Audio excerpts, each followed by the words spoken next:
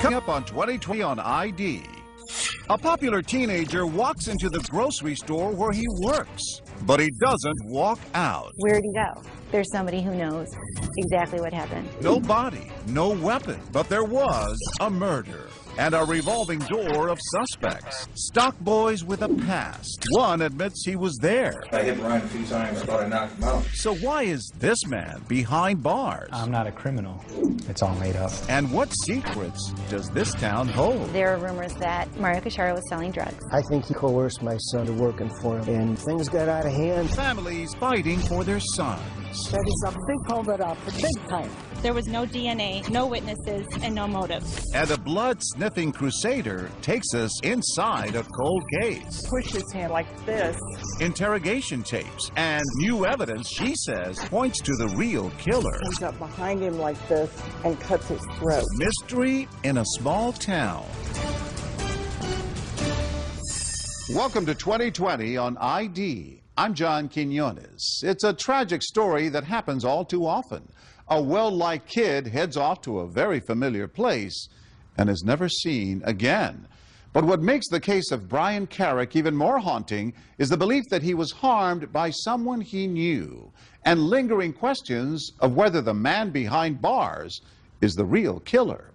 As Ryan Smith first reported in 2014, this twisting tale of rumors, a recanted confession, and the untimely death of a central character has left a small town with relationships shattered and more than one family broken-hearted. The village of Johnsburg, Illinois, the essence of small-town America, a flag-waving heartland some 50 miles outside of Chicago, a conservative community where tradition reigns and nostalgia is embraced. Some call this Mayberry of the Midwest. There's a lot of farms out there still, and then there's some subdivisions that have crept in. You got the grocery store, bowling alley. Very simple, very just kind of easy. But Johnsburg is also a village with a secret. A lingering, unsolved mystery that still has people talking. I can't really think of a bigger news story. I would say everybody had an opinion. I think there's somebody who knows exactly what happened. What happened to Brian Carrick, a likable 17-year-old high school junior who one Friday night in 2002 vanished from inside the grocery store where he worked as a stock boy just 5 days before Christmas? Amanda Marazzo covered Brian's disappearance for the Chicago Tribune. He was excited about Christmas. There was no indication for him to run away. His father, William Carrick, an electrician, says his youngest son was always by his side. Wherever his dad went, his dad said he'd be in his hip pocket. He's an entrepreneur, started making money very early on shoveling snow. What kind of person was Brian? From all accounts, he sounded like he was funny and he was goofy and he was a smart aleck. There's a story where the one sister read about how he had read her diary out loud to the family one time. Oh. So that, so he was goofy. Just like a little brother, right? Just like a little brother. Yeah. And he loved Val's Foods, the village's only grocery store, directly across the street from the Carrick home. Val's co-owner, Jerry Casciaro. He was smart that you don't have no idea how smart he was. If you tell him to do one thing one time, say, this is what I want you to do. Next time he'll tell you what to do. So he was a go-getter. If there were more people like Brian in this country, there'll be a beautiful future of our America. In Johnsburg, everyone knew the Carricks, the hardworking Irish Catholic family with 14 children, Brian the 11th. Parents, when they got married, said, God, give us as many kids as you want to give us, and we'll take them. Describe the Carrick family for me. What were they like? They, all very nice people. One of the sisters said they didn't have the best clothes, and they didn't always have school supplies, but they had a lot of love. That December 20th was Brian's day off, but he went to Val's looking for a co-worker, passing his brother Eddie, also a stock boy, on the way. Eddie was going out to get the carts from the parking lot, and Brian was walking into the store. He never saw his brother after that. The next day, his mother, Terry Carrick, received a troubling phone call. Brian hadn't shown up for work. She knew her son would never miss work. That was his life, was going to that store. She went upstairs, he wasn't in his bed. she knew immediately something's wrong. Within days, Johnsburg was reeling in disbelief. This was not the kind of town where people just went missing. Johnsburg's so safe and such a small family, church-oriented community, and then to have something like this happen is just very hard to take in. Supporters gathered at a vigil for Brian, walking the same route he walked to work, across Johnsburg Road.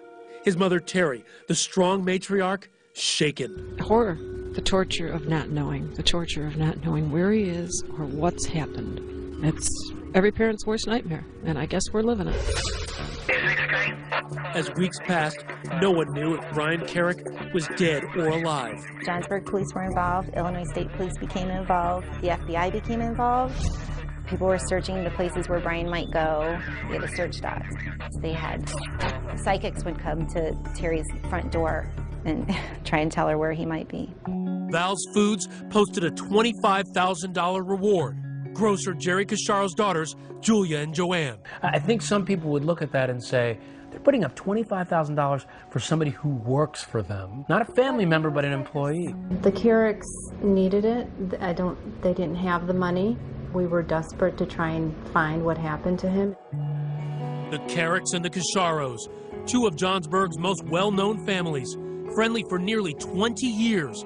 Almost half the Carrick kids had worked at Val's. When they used to come into the store, my dad used to measure them, and basically as they grew every year, he would mark it, and so he knew all the kids and keep track of them all. So, I mean, those kids were very dear to my dad, especially. I understand you have a picture of him in your wallet. Definitely. So can you show me? Sure. This is a beautiful You're kid. still carrying this picture in your wallet. Right. Of this young man who worked with you as a Right. stock boy. Right. Why do you carry his picture with you? Because to me, he was like a son.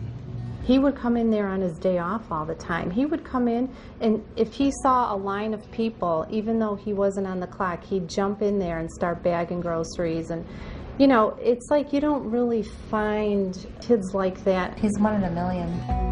What was your dad's reaction when he went missing? He was heartbroken. He cried. He cried and cried. An early break in the missing persons case revealed blood evidence in and around the grocery store produce cooler. News no one wanted to hear. Drops, spatter, smears, a bloody fingerprint, Brian's blood.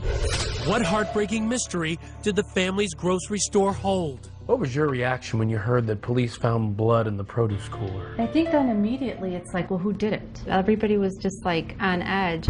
Police questioned everyone, including 3 stock boys, Shane Lamb, Rob Render, and Mario Casharo. 2 of them have criminal records. But police quickly turned their attention to the one with no priors, the boss's son, 19-year-old Mario, Jerry's heir apparent. Are you kidding me? You guys were shocked at that point. Yes, completely shocked. Mario's really one of the nicest, kind, intelligent, funny, just a sweetheart. Cops were beginning to develop a more sinister profile as Brian's father, William Carrick, would share with a local reporter. Mario allegedly was selling dope, and I think he coerced my son into working for him. And somehow, things got out of hand. There are rumors that there was some things going on at the grocery store that shouldn't have been going on. Tell me about that theory. The story is that Mario Casharo was selling drugs and that he would use some of the kids at the grocery store like Brian Carrick to sell the drugs. And Brian Carrick, being the sweet kid that he is, wouldn't always collect the money. Authorities were convinced that the boy who freely gave away pot was a victim of foul play. They believed he was killed over a $400 to $500 drug debt he owed Mario. Police began to dig into Mario a little bit, and they believed that he was selling drugs. I think, maybe he smoked pot. I think maybe him and his friends bought it and sold it to each other. I mean, you're talking about a very small amount. But with no eyewitnesses, no physical evidence tying Mario to the crime scene, or even a body, the investigation grew cold. And so did the bond between the Carricks and the Casciaros. The relationship had gone sour, and then one day my dad said that Mrs. Carrick had come in the store, and she kind of turned her back to him when he approached her to say hello, and that was the last time she ever spoke to him. But for Mario, life was moving on. Mario Anthony Casciaro. Here he is receiving his degree in finance from Illinois State University 3 years after Brian's disappearance. But for the Carricks, no closer to any answers, it was as if time stood still. Hey, Mario. Mario joined the family grocery, worked as a manager, and helped build the business. That was not the only store that he was going to have. It was always going to be 2 stores and 3 stores and 4 stores. That grand plan would never happen. Mario's world was about to collapse around him. A break in the case. This stock boy, Shane Lamb, would change everything with a tale of violence in the produce cooler the night Brian vanished. I hit Brian a few times. He was bleeding from his mouth. I thought I knocked him out. Where's Mario when you're doing this? Right in the doorway. What did happen to Brian Carrick? Stay with us.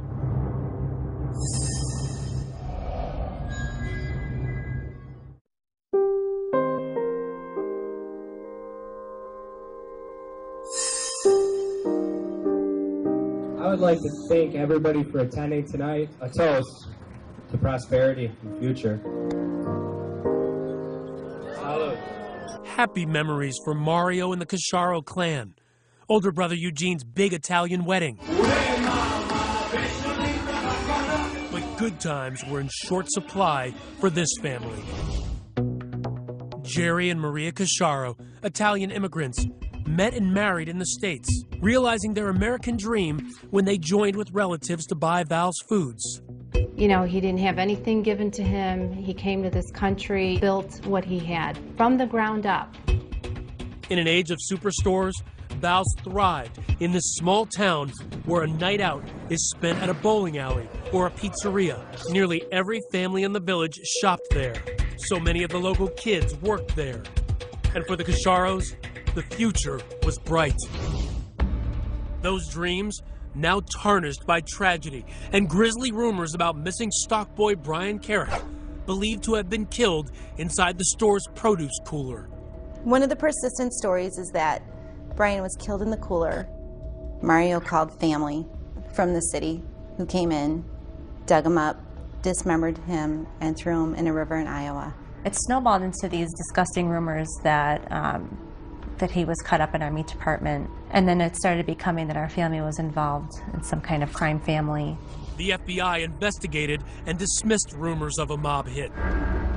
This case may have remained an unsolved mystery if not for this man. This is Assistant State's Attorney Michael Combs.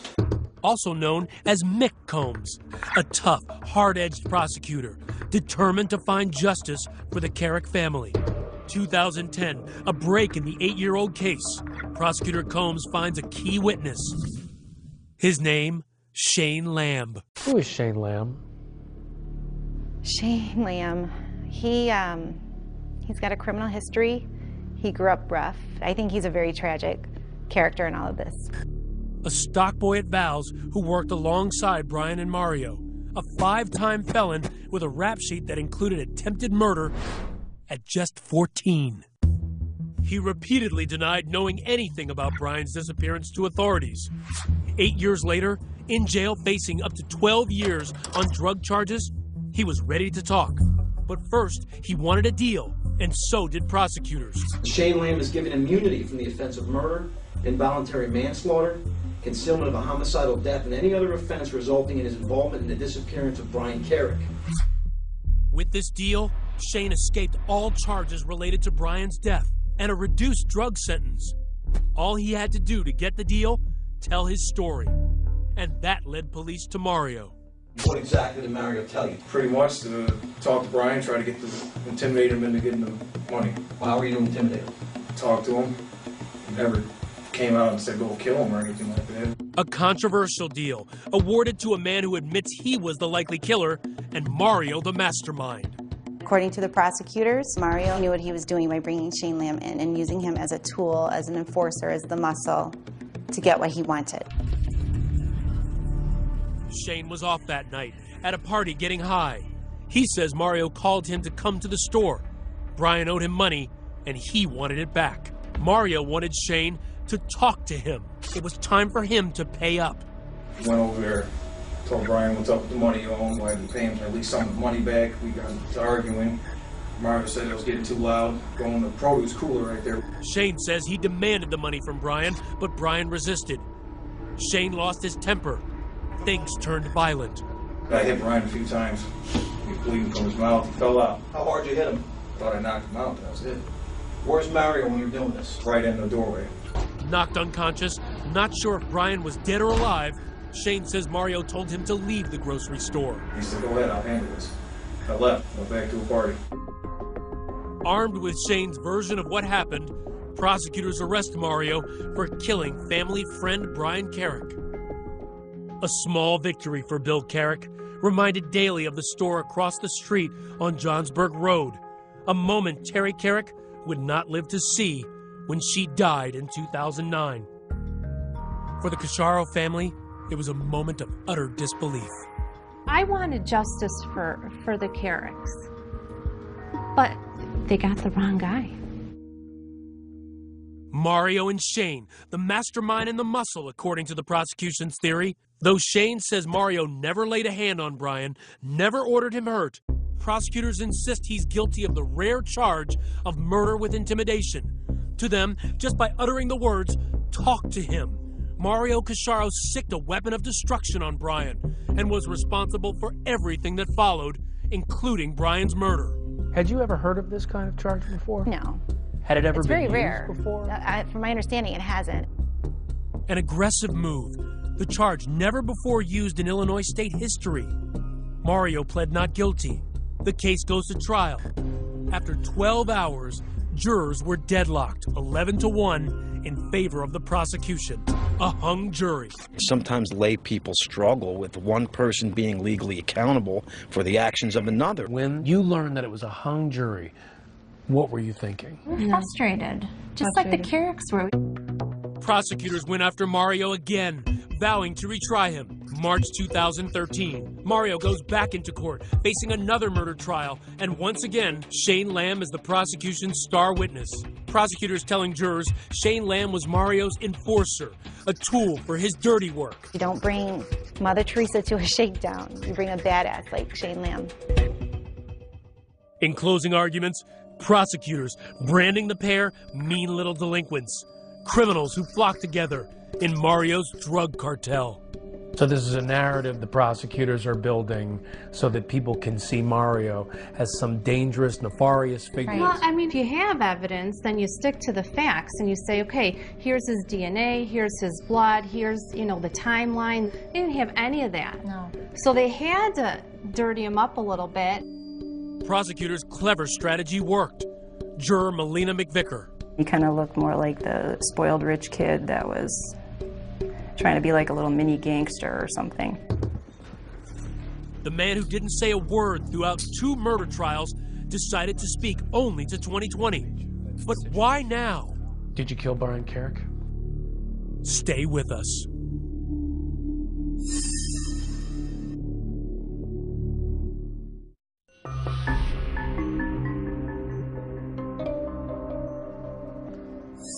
After 12 years and 2 murder trials, there has finally been a conviction in the murder of Brian Carrick.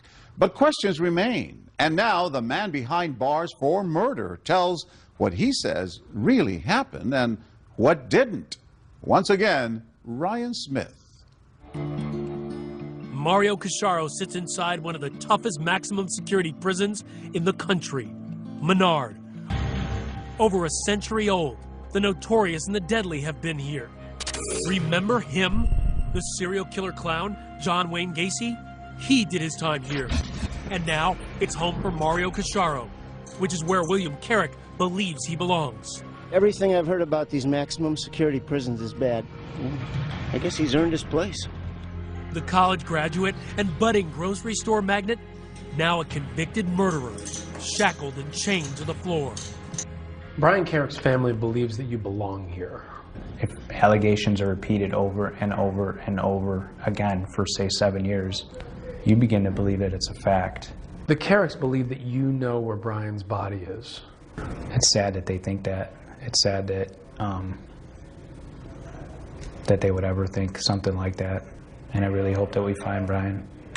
A toast to Mario before every family meal. The welcome of Mario in the very near future. I'm not a criminal. Nobody in my family's ever even been in handcuffs. I'm the first. And that includes extended family as well. Mario says Brian Carrick was a loyal employee, and they had a good relationship. He was a good guy. Good family. He worked hard. One of my favorite co-workers. 12 years later, and Mario still remembers December 20th, 2002. Just 5 days before Christmas, the store packed with shoppers, filling their carts with all the makings of Christmas dinner. It was Brian's day off, but he showed up that evening around 6:30, asking for another stock boy, Robert Render. Brian suspected Rob was stealing alcohol from the store. Jacob Keppel, now a tax accountant, was once a stock boy too. In the weeks leading up to Brian's disappearance, Rob was under suspicion of stealing alcohol from Val's. And I was present for a conversation between Brian and Rob in which Brian stated to Rob, I know you've stolen alcohol from here in the past, and if I catch you doing it again, I'll turn you in. And what did Rob say back to him when he said that? I don't think he did have a response. Brian was looking for Rob Render and had asked me if I seen him, and hey, where is this guy? And I paged him, and that was the last time I seen him. After seeing Brian, Mario says he picked up a pizza nearby, sharing it with employees in the break room, clear across the other side of the store from the produce cooler. That's his alibi. Mario says he helped close the store, as usual, at 8. Both the defense and prosecutors believe Brian was murdered before closing time. Did you kill Brian Carrick? Absolutely not. Are you responsible in any way for his death? No. As for the prosecution's claims that the man who put him in prison with his testimony, Shane Lamb, was called to the store that night to talk to Brian. So this is important because police believe that sometime you call Shane Lamb. Did you ever call him? No. We actually gave them my phone records and showed them that there was no call. On your urging of talk to him, has an altercation with Brian Carrick, punches him a few times, lays him out. You tell Shane, go, I'll take care of this. Any truth to that? Not at all. I didn't even see Shane in the building that evening. Why would I say, yeah, buddy, let me take care of this for you? I don't even know that kid. Let me just take care of a murder for you. Be serious, you know what I mean? He questions why anyone would believe he'd take a murder rap for Shane Lamb, who'd only worked at the store for a few months after a 2-year stint in juvie for attempted murder. But what about the witnesses who testified Mario sold pot? Did you ever sell drugs? There were times that when I was smoking pot that I would, I guess, sell people pot out of my personal stash, but it wasn't anything that it wasn't like a criminal enterprise. Did Brian ever sell pot for you? No. Did Brian ever owe you money from selling pot? No. So this claim about him owing you $400 or $500, and that's why you had Shane talk to him? It's all made up. They took something that's very small amounts of marijuana and made it seem like it was a huge criminal enterprise. They actually went so far as to say I was a drug cartel and kingpin. That's significantly different than smoking some weed with your friends. Former local reporter Sarah Strzelka agrees. There were multiple people who got up on the stand and said that they had bought, pot from Brian or bought pot from Mario or whatever it may have been. But this wasn't a cartel. It wasn't some big drug empire. It was high school kids buying a little bit of pot here and there. You didn't testify at your trial. How do you feel about that decision now? I think it was the wrong decision. I wanted to do it at the time. I was just advised not to. His future was in the jury's hands, and they never heard from him. That may have cost Mario his freedom. The verdict. What's going through your mind as you're waiting for that verdict in the second trial? What is taking so long? What are they thinking about? What could they possibly have found to be credible that they've seen? Did you think at that point you were going home with your family? Yeah, sure did. How firm was your belief that you were going home? 99. Going home wouldn't be in the cards. A guilty verdict. Mario's mother's outrage, caught by local news cameras. My son is innocent. There's a big holdup, big time. His family sobbed. His father wailed. Mario was confident the whole time his hat was up, and then he just dropped his hat. He was shocked and thought he would never be convicted. There's no physical evidence. It was heart-wrenching. It was if Mario had died. People were sending flowers. People were just coming in to hug us, and it was such a surreal, emotional experience. It's like an experience I can't even explain to you. Can you make it through 26 years in here? I don't want to. I mean, if I have to, I will find a way, but I don't want to. I don't want to sit every day thinking about how did I get here? Because I don't have the answers. You know what I mean? Next, enter this woman. She's on the trail of evidence never brought to trial and a new suspect. I didn't do anything. I don't know anything. Renner comes up behind him like this and cuts his throat. Stay with us.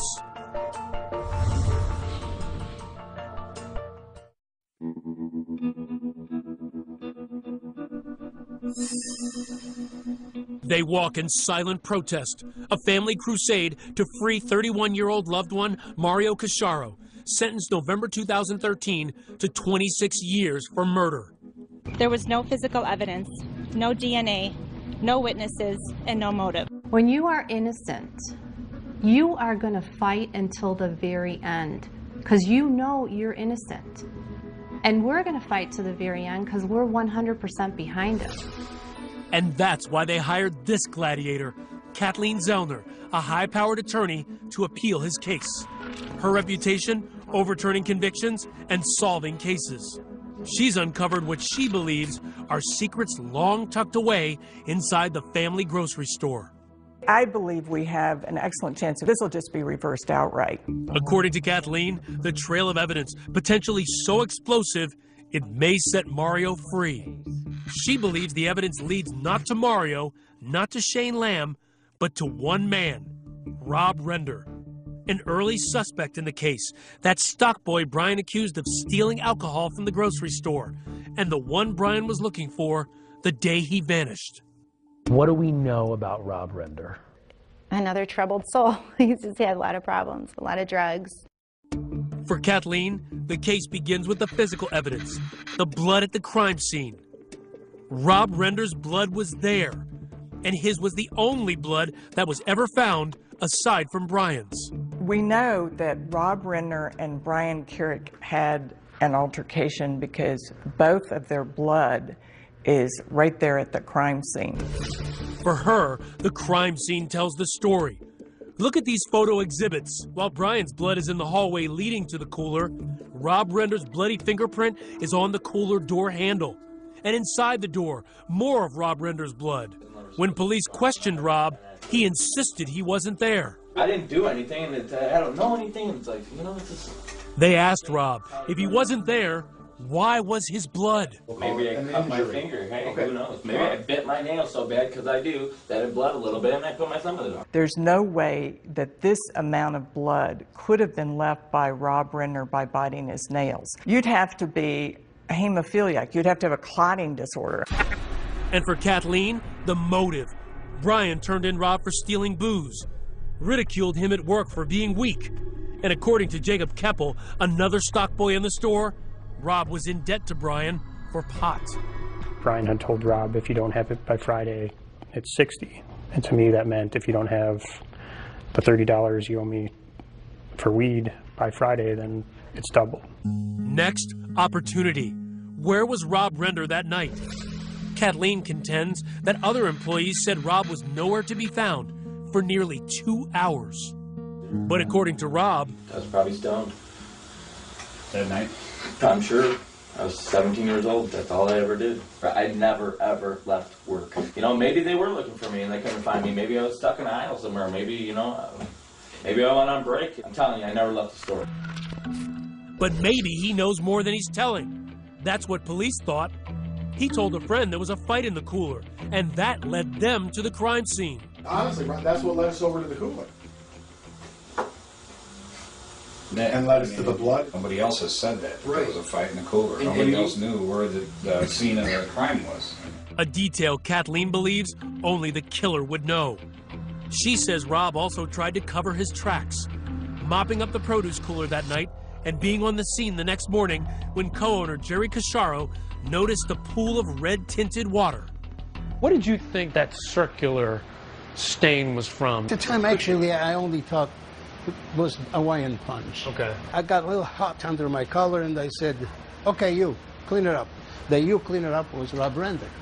And Kathleen has a witness, an employee at the grocery store when Brian disappeared, who could rock the prosecution's case with explosive claims. What did this new witness have to say? The new witness said that Renner had made a statement to him just a week before Brian disappeared, that he was very angry with Brian and that he was going to jump him with a weapon.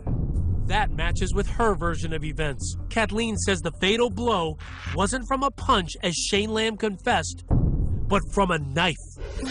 Tell me what you believe happened between Brian and Rob Render. I believe that Renner comes up behind him like this and cuts his throat, and in the process cuts himself. Then I believe that Brian starts falling forward and Renner grabs the door. That's why his thumbprint is on the door. And then he pushes him like this.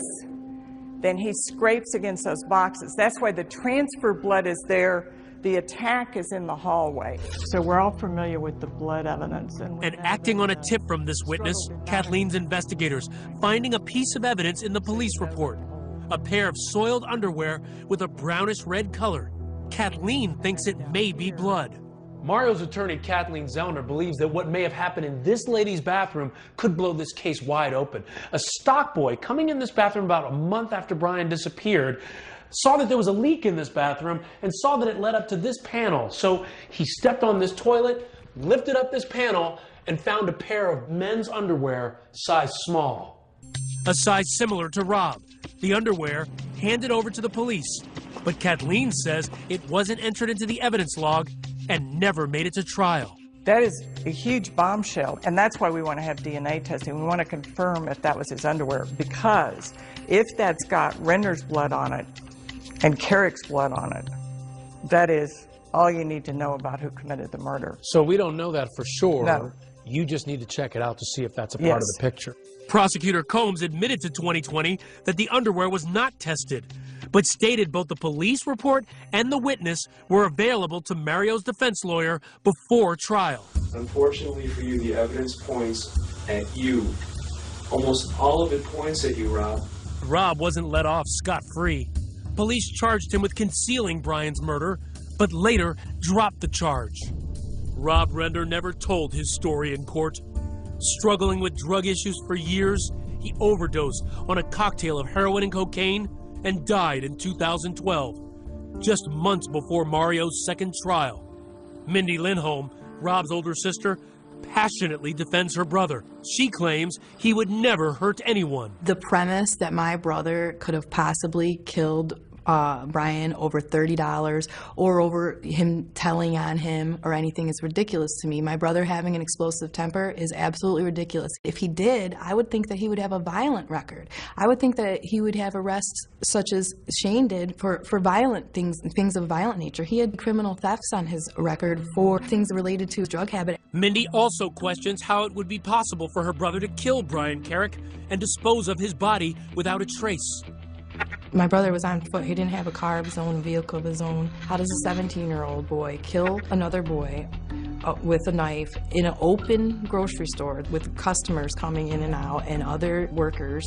How does a 17-year-old pull that off, get rid of the body so well that that body is never to be found again?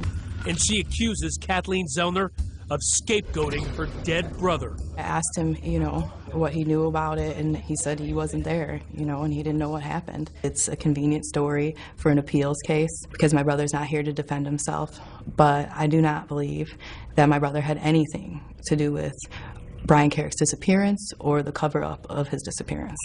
I'm sure prosecutors will say this is a classic case of blaming the dead guy. To me, that's meaningless. Just say blame the dead guy. Doesn't mean dead guys didn't commit murders. The only person that really dislikes Brian Carrick is Renner. The only person that owes money to Brian Carrick is Renner. The only person who's ever described wanting to jump him with a weapon is Renner. And the only person in that back hallway is Renner. Next, the state's star witness, Shane Lamb, the man who put Mario Casciaro behind bars, does a shocking about-face. All of it was false. Every single thing the state's attorney set it up. Stay with us.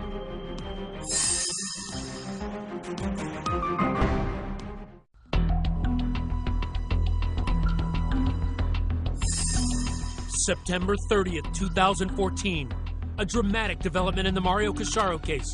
The man at the center, the state's star witness whose testimony helped send Mario to prison, now says it was all a lie.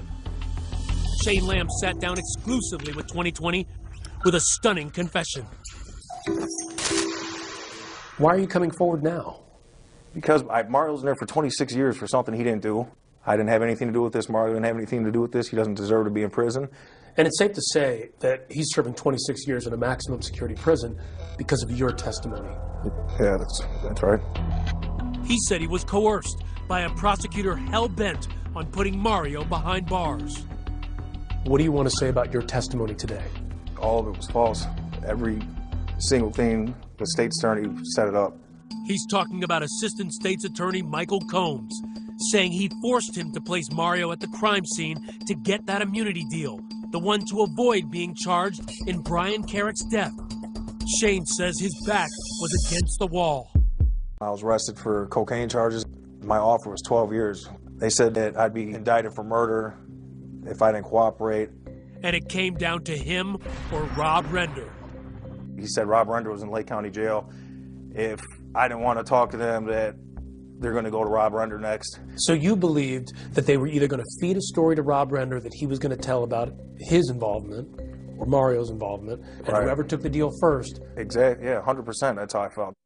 Here he is giving his statement. But according to Shane, what you don't see before this point, before the cameras roll, he makes allegations that Combs sat him down for an hour without his lawyer, telling him what to say point by point. On December 20th, 2002, Mario Casciaro never called you to say, come to the store and talk to Brian Carrick because he owes me money. Never. You weren't his enforcer? No. Did you guys ever get into a fight? No. You never punched him 2 or 3 times, knocking him unconscious? Never. And then Mario never said to you, get out of here, I'll take care of this? Never. Never happened. Explosive allegations, especially if true. But there's a problem. Shane Lamb has a long history of lying, along with a lengthy rap sheet. You're a 5-time felon. You spent a lot of your life in and out of jail. Can you understand that people are going to say, well, how can we believe him? You know, they believe me enough to use my testimony to put him away. But now, since I'm telling the truth now, they're going to say I'm lying. And this, if Shane is to be believed, why would a prosecutor risk so much? Why would he put his career on the line, threatening you, just to put Mario in prison? I don't know why a lot of people do not like Mario for some reason in law enforcement. That's a question we put to Mario himself. Police took the stand and talked about how you were arrogant in talking to them. I don't feel I'm arrogant. Do you think that you're sitting here maybe in large part because they just didn't like you? This isn't a popularity contest. This isn't the senior prom. This is my life. If I'm sitting here because they don't like me, then I shouldn't be here. The state's attorney's office wouldn't go on camera because the case is on appeal. In a statement to 2020, Prosecutor Combs denied coaching Shane Lamb out of the presence of his lawyer, calling it unworthy of belief, untrue, and too far-fetched. You know, as I hear you today, I think, what do you have to gain from all this? I have absolutely nothing to gain. The only thing that can happen to me right now is them recharging me for murder. I have everything to lose right now. So you have nothing to gain, everything to lose. Is that why you think people should believe you? 100% they should believe me. It's the truth. How does this change your defense of Mario? It dramatically changes it. The witness statement about Renner's plan to attack Brian Carrick, combined with Shane Lamb recanting everything, he was the whole case. I mean, he was the only person that was responsible for Mario being convicted. But then, who killed Brian Carrick? All 3 stock boys tell a different story. Shane Lamb now says he was never at the store that night, and no co-workers placed him there either. Mario Casciaro claims he was eating pizza in the break room. And before his death, Rob Render proclaimed his innocence. And Brian Carrick's body has never been found. Where'd he go? People don't disappear. People don't just get sucked up and disappear. And that's the part that's why we're talking about it. It's so unfair to that family that they still don't really know. But for Shane Lamb, one thing is clear. He is willing to spend the rest of his life in prison so that Mario doesn't have to. And he's in Menard right now, one of the worst prisons in Illinois, for 26 years, and I just feel like they let somebody make up testimony to get him locked up for 26 years, and he's sitting there and he can't do anything about it. I'm not going to have it on my chest anymore. You were the one who put him in Menard. I was, but I was following what they wanted me to say. They just wanted to close the case. It seems like this weighed heavily on you. It did. I don't want to be the reason that he's doing 26 years. If, you know, Mario was watching this, I just want to tell him I'm sorry. His family, I'm sorry. If you feel so deeply about it now, where was that feeling when you were telling the story that put him in prison? At first, you know, I don't care how tough you think you are, you know, it doesn't seem real until somebody gets convicted. I'm happy that he's finally telling the truth. I wish he would have done it at the trial, so that way I wouldn't have been subjected to this, because this changes your whole life. Are you losing hope? When you sit in here, it's hard to be optimistic. Every day that goes by is another day that I'm not with my family. Oh, God bless Mario. My dad's 79 years old. I don't know how much longer he has left. And every day that goes by, I'm missing out on that. You're missing out on being with your family.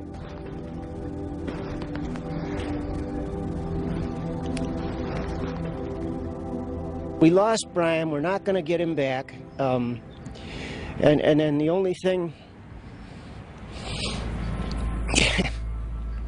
I can hope for is that I'll meet him again someplace. Two families in pain and seeking justice for their loved ones. But has justice been served? Where Brian Carrick is remains the mystery on Johnsburg Road.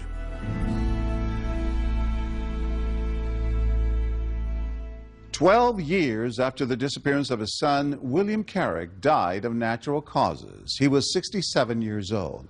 Julia Mill, Mario Casciaro's sister, says her family wanted to reach out and send condolences, but they didn't want to upset the Carrick family.